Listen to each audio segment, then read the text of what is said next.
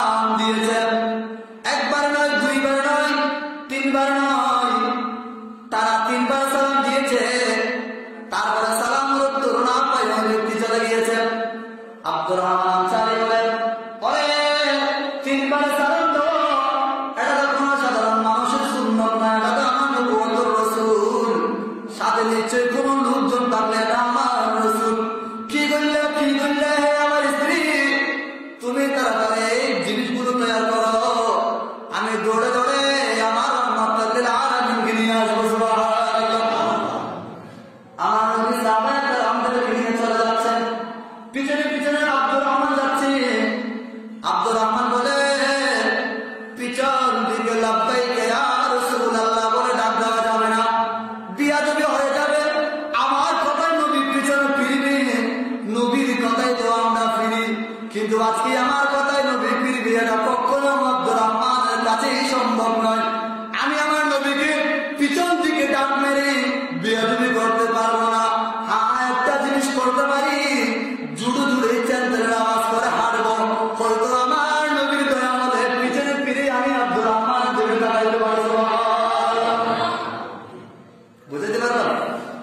আব্দুর রহমান জুড়ে জুড়ে জুড়ে জুড়ে চ্যান্টেলের আওয়াজ করে করে হাঁটতে লাগলেন। আমার নবুয়তের রাসূল চ্যান্টেলের আওয়াজ পেয়ে পিছনে ফিরলেন।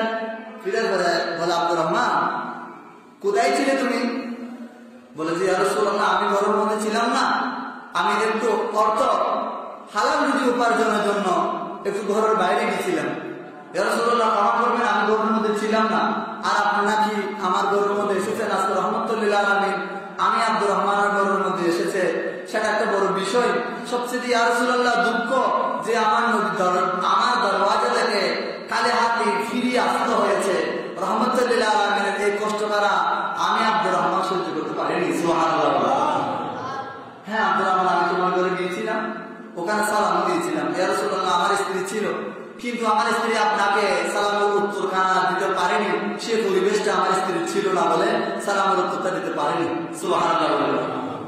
ও মদিনা, তোমায় বলতে পারি না, কি করে বলবো তোমায়, বলে না তোমার বুকে শুয়ে যাচ্ছেন যে জনা, যাকে সৃষ্টি না করিলে আমার রব্বানা কিছুই সৃষ্টি করে তো না। সারা দুনিয়া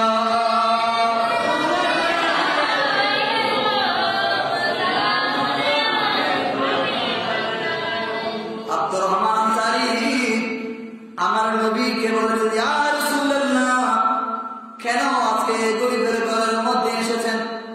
আমার নবী বলে, আব্দুর রহমান, তোমার থেকে একটা জিনিস জানতে ইচ্ছা করে, তুমি কি বলবে? বলছে, ইয়া রাসূলুল্লাহ, আমার মা বাবা আপনার রাসূলের কদমে কুরবান হোক। কি কথা বলেন না? তখন আব্দুর রহমান আনসারীকে নবী বলতে লাগলেন, সাহাবায়ে কেরামরা তোমার বিরুদ্ধে নালিশ দিয়েছে, জানতে চাচ্ছে, এটা বলেনি, শাকায়াত হয়ে যাবে, চুগুলপুরি হয়ে যাবে। কে কি বলেছে এটা নবীর মধ্যে গোপন ছিল, শুধুমাত্র নিজের কাঁধের উপর নিজ থেকে প্রশ্ন করতে লাগলেন আব্দুর রহমান আনসারী। সুবহানাল্লাহ। আব্দুর রহমান, তুমি প্রতিদিন ফজরের নামাজের পরে মুনাজাত না করে দৌড় মারো, মসজিদের মধ্যে বসো না, এটা এই জিনিসটা ব্যাপারটা কি জানতে পারবো? তুমি এই দৃশ্যটা আজকে দীর্ঘদিন ধরে উপলব্ধি করতে লাগলাম আমরা, কি সমস্যা, কি হয়েছে তোমার? আব্দুর রহমান আনসারী কথা বলে না, শুধু কাঁধে চোখের পানি ছেড়ে দিয়ে আব্দুর রহমান আনসারী চাদর দিয়ে চোখের পানি মুছে। আব্দুর রহমান, তুমি কাঁদতে লাগলে কেন, কি হয়েছে? আমি তোমার কাছে ছোট্ট একটা কথা জানতে চাইলাম, তুমি আর কিনা কান্নাকাটি শুরু করে দিয়েছ, প্রবলেম কি হয়েছে বলো, আমি রহমাতুল্লাহ আমি তোমার জন্য কি করতে পারি। সুবহানাল্লাহ। ইয়া রাসূলুল্লাহ, দুইটা কারণে আমি প্রতিদিন জামাতের সাথে নামাজ পড়ে আমি জানি যে ইশরাকের নামাজ আদায় করতে হয়। ইয়া রাসূলুল্লাহ, আমি এটাও জানি প্রত্যেকদিন ফরজ নামাজের পরে একবার আয়াতুল কুরসি পড়লে তার জন্য জান্নাত হালাল। এটাও জানি যে 3 বার 33 বার সুবহানাল্লাহ, 33 বার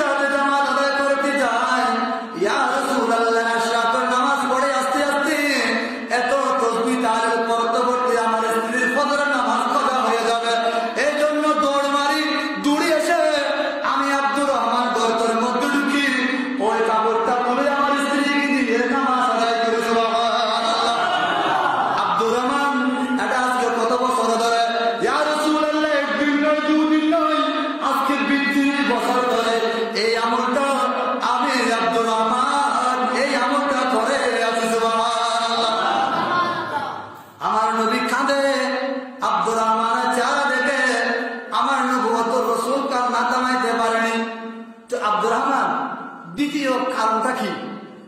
একটা বুঝি পেলাম, আর দ্বিতীয় কারণ কি? কেন তুমি দুইটা কারণ মসজিদ থেকে দৌড় মারো মোনাজাত না করে? ইয়া রাসূলুল্লাহ, আরেকটা কি কারণ? ইয়া রাসূলুল্লাহ, জানেননি আমার ঘরের মধ্যে দুজন ছোট ছোট অবুঝ শিশু আছে, অবুঝ ছেলে আছে, নিজে খাই আর না খাই কোন রকম কষ্ট সহ্য করি। ইয়া রাসূলুল্লাহ, আমার ঘরের পাশে, আমার ঘরের উঠানের পাশে আরেকটা পাশে একটা ইহুদির উঠান আছে, ইহুদির উঠানের মধ্যে দুইটা তিনটা খেজুর গাছ আছে। ইয়া রাসূলুল্লাহ, ফজরের নামাজের সময় যখন আমি উঠি সেই সময় দেখি ইহুদির গাছটা আমার একটু হেলাই দিয়ে আমার বিড়া পর্যন্ত, আমার উঠান পর্যন্ত চলে এসেছে। ইয়া রাসূলুল্লাহ, আমি দেখতে পাই সারাটি রাত আমি আব্দুর রহমানের উঠানের মধ্যে ওই ইহুদির খেজুর পড়ে। ইয়া রাসূলুল্লাহ, সূর্য ওঠার আগে আগে আমি আব্দুর রহমান সমস্ত খেজুর কি করে নিয়ে খুঁজে খুঁজে নিয়ে একত্রিত করে তাড়াতাড়ি তাদের উঠানের মধ্যে নিক্ষেপ করে দিই। ইয়া রাসূলুল্লাহ, কেন জানেননি? সকালবেলা সূর্য উঠলে আমার দুই সন্তান ঘুম থেকে উঠলে খেজুর গুলো খাওয়ার জন্য পাগলামি করবে, অন্ধের হক খাবে। আমার রাসূলের সরার মধ্যে আছে পরিজন উপবাস থাকুক, কিন্তু অন্যের জনের পর হক খেয়ে না। ইয়া রাসূলুল্লাহ, সন্তান সন্ততি ঘুম থেকে ওঠার আগে আগে ওগুলো পার করে দেওয়ার জন্য আমি আব্দুর রহমান আমি মসজিদ থেকে দৌড় মারি। সুবহানাল্লাহ। আমার নবী কাঁদে আর কাঁদে চুপুর পানি ছলে। আব্দুর রহমান, এই কষ্ট তুমি করেছ, এই জন্য তুমি আজকে এই প্রতিদিন ফরজ নামাজের উপর মনোযোগ না করে দৌড় মারো? বলে যে ইয়া রাসূলুল্লাহ, এই দুইটি কারণে। কারণ ইয়া রাসূলুল্লাহ, আমার ছেলেরা যখন ফজর বেলায় উঠবে, ঘুম থেকে উঠলে খিদে যখন কাদর হয়ে যাবে, খাবার খুঁজবে, আমি দিতে না পারলে কমপক্ষে আমাদের উঠানের মধ্যে খেজুর আছে বলে ওগুলা তাড়াতাড়ি খেয়ে বসে থাকবে। ইয়া রাসূলুল্লাহ, আমি ওরা দুইজন সন্তান ঘুম থেকে উঠার আগে অন্যের হক আমার বিটার মধ্যে, আমার উঠানের মধ্যে পড়ে আছে, এগুলো খুঁজে তাদের বিটার মধ্যে আমি পার করাই দিতাম, যেন অন্যের হক যেন আমার সন্তান সন্তানি পেটে না যায়। সুবহানাল্লাহ।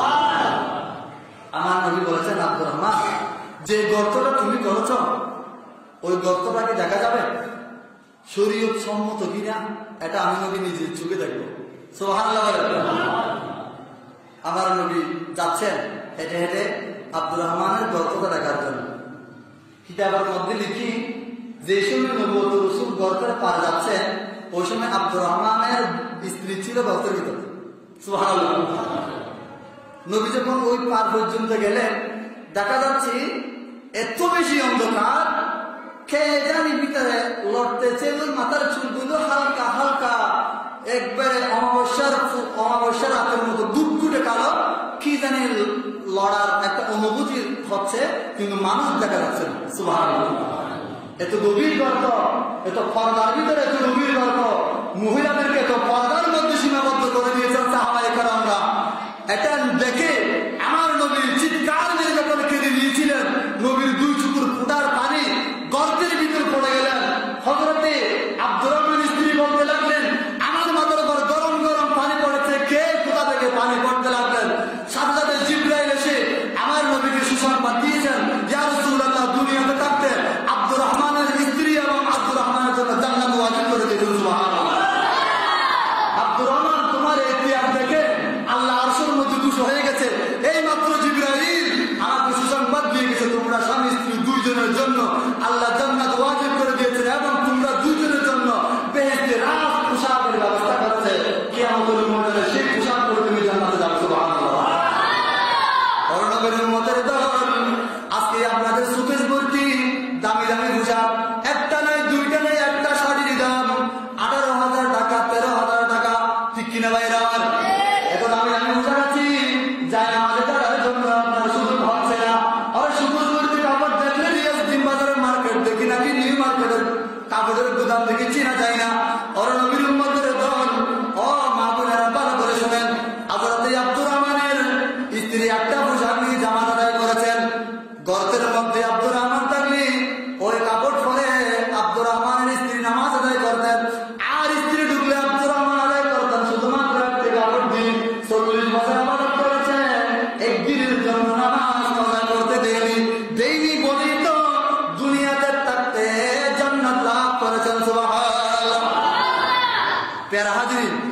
আব্দুর রহমানের স্ত্রী যদি এত বড় ত্যাগ স্বীকার দিতে পারে, আর আমাদের আপনাদের কি করা উচিত বলেন? মসজিদের মধ্যে পাঞ্জাবি পায়জামা পড়ে আছে, আরো আমাদের ৬-৭টা পোশাক মানে কি আছে, রিজার্ভ আছে, শোকেসের মধ্যে আছে না? কাদের কত পোশাক আছে? অনুষ্ঠান হলে বিয়ের ঘরে ফেরত চাইলে তারপরে বোঝা যায় কার কত দামি পোশাক আছে, ঠিক কি দেয়। আর মসজিদে আসলে ফাটা জামা পড়ে আসে, পোশাক দামি দামি পোশাক পরে পাঞ্জাবি নতুনটা পড়ে তো সে একজন মাঝে পুষ্প করে আসতে মন চাই না, কারণ ও পাঞ্জাবিটাই কিন্তু বিয়ের বাড়িতে চলবে, ঠিক কি রে ভাইরা? আল্লাহ বলে আর নতুন বেড়ে ফাড়ার বাসটা হচ্ছে যেদিকে যাচ্ছে ফাড়া ফাড়া লাগবে, ঠিক কি রে? আল্লাহর রাজ সিংহাসনের মধ্যে আসার সময়, আবাদত করার সময় নবী বলেছে দামি দামি পোশাক করো, খুশবু ব্যবহার করো, আতর লাগো, তোমার শরীরে কিন্তু খুশবু উঠে, যেন খুশবু উঠে, তোমার গন্ধের কারণে যেন আর মুসলমান ভাই বিরক্ত না উঠে। আমি আল্লাহর ঘরটা খুশবের ঘর, ঠিক রে ভাইরা? এখন আমরা যেটা মারা যেটা কোরআন হয়ে গেছে, শিখা পড়ে গেছে, ওটা বলে মসজিদে আসি, ও দামে শরীরের সামনে রাখি, কখন বিয়ের বাড়িতে যেতে হবে। যেদিন বিয়ের বাড়িতে যাবো ওদিন বলতে পারবেন পোড়া মাথা, গা সর্ষের তেল মাঝে তেল দিল্লা, ওই মাথা সূর্যের তাপ করে জগজগার মাথা, এটার ভিতরে নতুন ফসল পড়ে যা, ওই পোশাক আপনি নিজের জামাটা দেখেননি, আল্লাহ বলছে আমি তোমাকে তৌফিক দিয়েছি, এই পোশাক দিয়েছি, তোমার মতো মানুষ গরমের মধ্যে রাস্তার লাল দিঘির মহিলাকে দেখলে বুঝতে পারবে না তো কোন কোন শীতের মধ্যে তাবুর নিচে কত হাজার মানুষ বিনা বস্ত্রে রাত কাটাচ্ছে।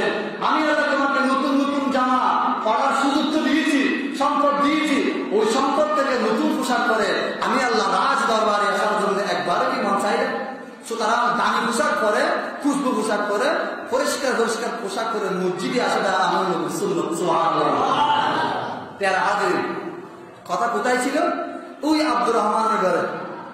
তাহলে বুঝে নেন আব্দুর রহমান এত বছর কষ্ট করেছেন, নামাজ কাজা করেছেন? কথা বলেন, নামাজ কাজা করেছেন না? আর এত অভাবের মাধ্যমেও নিজের স্ত্রীকে পর্দার বাইরে যেতে দিয়েছেন? কথা বলেন না বাবারা, যেতে দিয়েছেন? এত মুসিবতের সময় তো সঠিক ইমানদারের কলবের মধ্যে পর্দার মধ্যে খেয়াল থাকে। সুবহানাল্লাহ। ইয়ে নিলি ইমান সুন্দর অট্টালিকার মধ্যে বললে ও দইয়া আছে একদিনে না, মাই বলে কারণ বিয়ে পাইয়ারে বছরে বিয়ে করো, এটা নাচতে সাত দিন পাল্লার তো সাহিত্য সাত দিন, অসুবিধা আছে না? অসুবিধা আছে না, এটা আমার আর আপনার কথা, এটা রাসূলুল্লাহ সাপোর্ট করে না, ইসলাম ধর্মে এই কথাটা সাপোর্ট করে না, ঠিক কিনা ভাইরা? আব্দুর রহমানের ঘর থেকে লোক চলে যাচ্ছে, সাহাবায়ে কেরামদেরকে নিয়ে চলো কি করা যায়। নবুয়ত রাসূল চাদর দিয়ে চোখের পানি মুছতে মুছতে ওই যে মেহরাবের দিকে চলে যাচ্ছেন। জিতে জিতে পিছনে আব্দুর রহমান ছিল, সমস্ত সাহাবায়ে কেরাম কি সাথে ছিল। অরুণা বিলম্বের গভীর মনোযোগ খেয়াল করেন। যেতে যেতে অগ্রসর গেল একটা গাছের নিচে দুইজন ছেলে, হাত পা সব কিছু মোড়া মাথা, কাঁদতে কাঁদতে ঘুমিয়ে গেছেন, খেঁদেছে, এদিকে কি হয়ে গেছে। শুকুর পানি যাওয়া যেতে যেতে এদিকে কি হয়ে যায়, কি না হয়ে যায়, এদিকে না হয়ে গেছে, খেঁদেছে আর কি। আমার নবী বলে এই দুইজন ছোট্ট শিশু এভাবে বাধা কেন? জানতে চেয়েছিলেন বাধা কেন? তাদেরকে ঘুম থেকে জেগে দিয়েছেন। রাহমাতুল্লিল আলামিন হাত যখন ওই দুই শিশুর শরীরের মধ্যে লেগে হুট করে উঠে গেছেন। আব্দুর রহমান দুই ছেলেকে দেখার পর নাদের পান করে ওদিকে চেয়ে আছে, আর চোখের পানি ঝরে। সুবহানাল্লাহ। আব্দুর রহমান এগুলাকে চিনো? আব্দুর রহমান জানি বলে কাঁদতে কাঁদতে, ইয়া রাসূলুল্লাহ দুইটা ছেলেকে আমি চিনি না। সুবহানাল্লাহ। কেন দুইজন ছেলেকে ঘুম রেখেছেন? নবুয়ত রাসূল কষ্ট পাবে। ইয়া রাসূলুল্লাহ ওদিকে চেয়ে আছে বারবার আব্দুর রহমান, তুমি বারবার আকাশের দিকে তাকাও, কারণ এই দুইটা ছেলের দিকে তাকাও, আর বলো এই দুইটা সন্তানকে তুমি চিনো কিনা? আব্দুর রহমান জানি বলে, ও আল্লাহ রাসূল এই দুই সন্তানকে আমি চিনি না। ওই দুই সন্তান থেকে জানতে চেয়েছে, অহে দুজন শিশু তোমাদেরকে কোন অপরাধে এখানে বেঁধে রাখা হয়েছে? দুইজন ছেলে খেতে খেতে বলে, ইয়া রাসূলুল্লাহ আমার বাবা হলো এই আরবের ভূখণ্ডের মধ্যে সবচেয়ে গরিব সাহাবা, আমার বাবা এই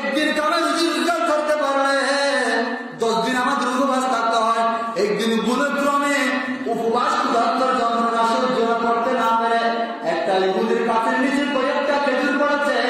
ওই খেজুর আমরা দুই ভাই খেয়েছিলাম, আর আমার বাবার এমন কোনো সমর্থন ছিল না ওই খেজুরগুলো ফিরিয়ে দিয়ে আমাদেরকে এখান থেকে মুক্ত করবে, যতদিন পর্যন্ত আমার বাবা ওই ইহুদির খাওয়া খেজুরগুলো ফেরত দিতে পারেনি, অতদিন পর্যন্ত এখানে বন্ধ রাখবে।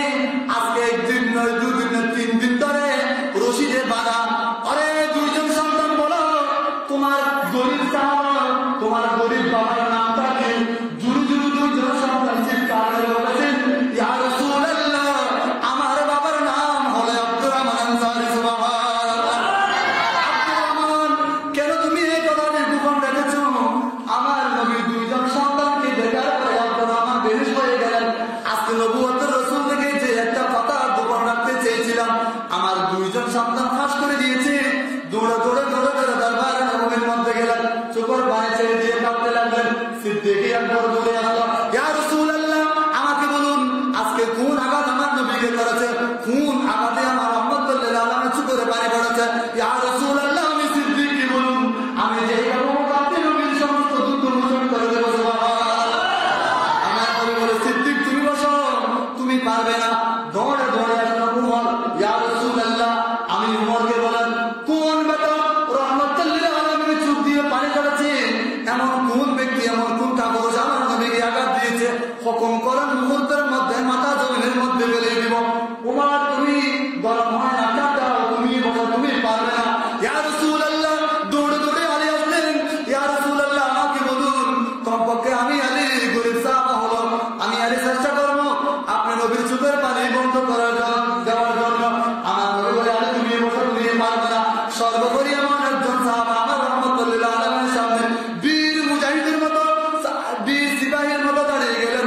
উনি একজন নয়, সেই জন্য কোনো আনসার নয়, মহাজন নয়, উনি হলেন আমার নবীর কুদরত টুকরা সাহাবা হযরত উসমান ইবনে আফফান।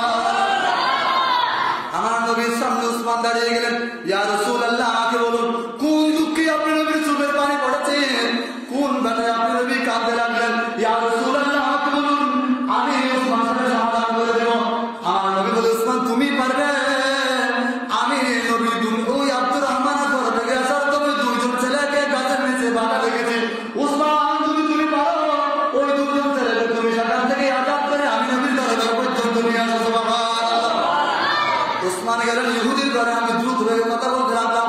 উসমান গেল ইহুদির বাড়ি, ইহুদির বাড়িতে গিয়ে বলে, ও ইহুদি, তুই কি জানোস না আজ রহমতুল লিল আলামিন যেই নবী হাজির, যেই নবীর শুকর বাণী বললে স্বয়ং আল্লাহ আর সহ্যতা হবে, যেই নবীর শুকর বাণী বললে পুরা দুনিয়ার মধ্যে রক্ত করবে, যেই নবীর শুকর বাণী বললে আল্লাহ পুরা দুনিয়া ধ্বংস করে দিব। আল্লাহ রহমতুল লিল আলামিনের উপর জিবরাইল নাযিল হয়ে যায়, ইয়া রাসূলুল্লাহ, আব্দুর রহমান দুই সন্তান না খাইতে দিলে একদম ঠিক। ইয়া রাসূলুল্লাহ, শুকর বাণী দেন জমিনের মধ্যে না পড়ে। আমার নবুয়ত রাসূল জানেন রহমতুল লিল আলামিনের শুকর বাণী জমিনের করলে সারা দুনিয়া বলবে বুঝবে। নবী সাদর দিয়ে বুঝতে বারবার শুকর বাণী আটকা, জমিনের মধ্যে যেন এক ফুটা শুকর বাণী না পড়ে। আরে ইহুদি, দুইজন ছেলেকে তুমি মুক্ত করে দেয়, আর রহমতুল লিল আলামিনের জন্য যদি একখান না, দুইজন না, তিনজন না, 40টা বাগান যদি দিতে হয়, তারপরে এই দুইজন ছেলেকে আমি আজাদ করে রহমতুল লিল আলামিনের দরবারে নিয়ে যাবো। সুবহানাল্লাহ। নবীর উম্মতের দল হযরত উসমানের একখান না, দুইজন নয়, 7টা বাগানের পদধূলি ওই দুইজন ছেলেকে আজাদ করে দিয়ে নবীর দরবারে নিয়ে গেলেন। ডান হাতের মধ্যে বাচ্চার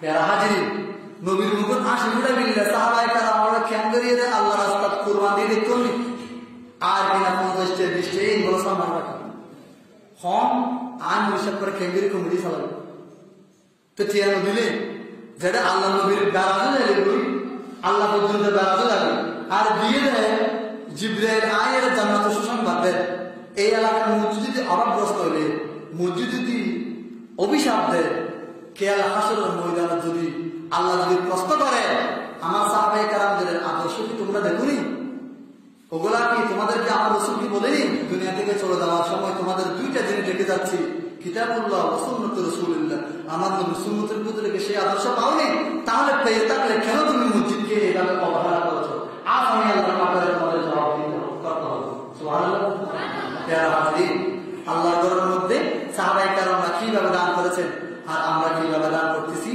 এটা মাথায় রেখে মসজিদের জন্য সামনে থেকে আহ্বান হবে ওয়া আখিরু দাওয়ানা